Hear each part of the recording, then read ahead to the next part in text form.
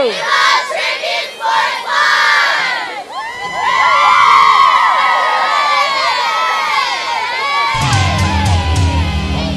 Yeah, I thought it was huge.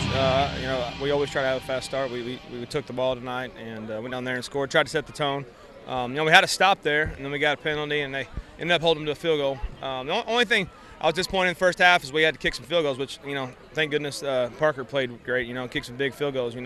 So he made some key ones. So, but we'd obviously rather get touchdowns there. So, but I'm just proud of it. I mean, you come on the road in this league, it's hard to win, and we had to overcome a lot of stuff, a lot of penalties, and so we're really proud of our kids.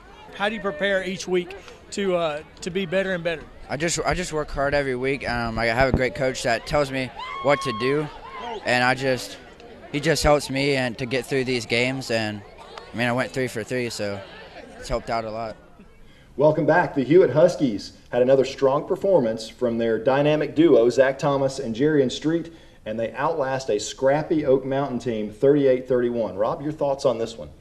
Both of these teams, like I said at the beginning of the show, just the steps that they've taken over the last couple of years. Oak Mountain used to be a doormat. I mean, for the last couple of years, they have really come on strong, and I like that offense they run. Difficult to prepare for, a lot of points up and down. Both of these teams went at it, hard-fought game, and just a lot of true competitors on both sides of the ball. The Husky defense did have some trouble with that Oak Mountain offense. It's unique.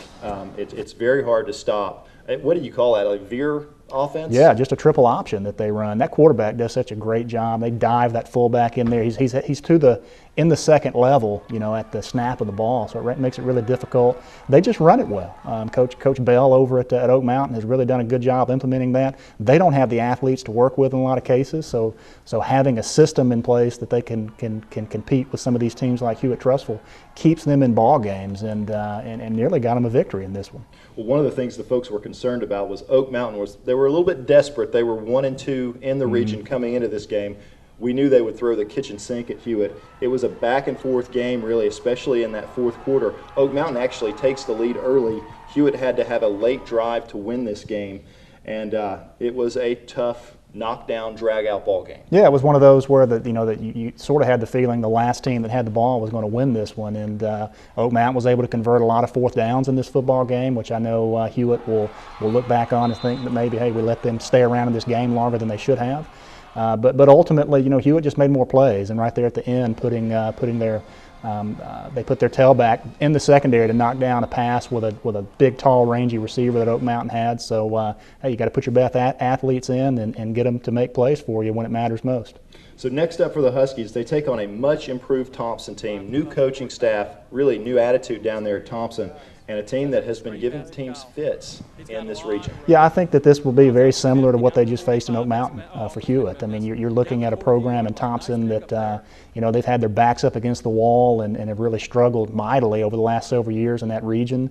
And they're playing a lot better. They've found new life. They've got some athletes that are making plays. They've lost a lot of games, but they've been in every game that they've played and have knocked off teams like Mountain Brook. I think they took Hoover, down to the wire. So it's going to be a tough game for Hewitt. They need to come and be prepared for a battle for 4 quarters.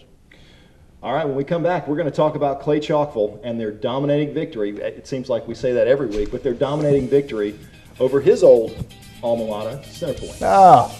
We'll be back.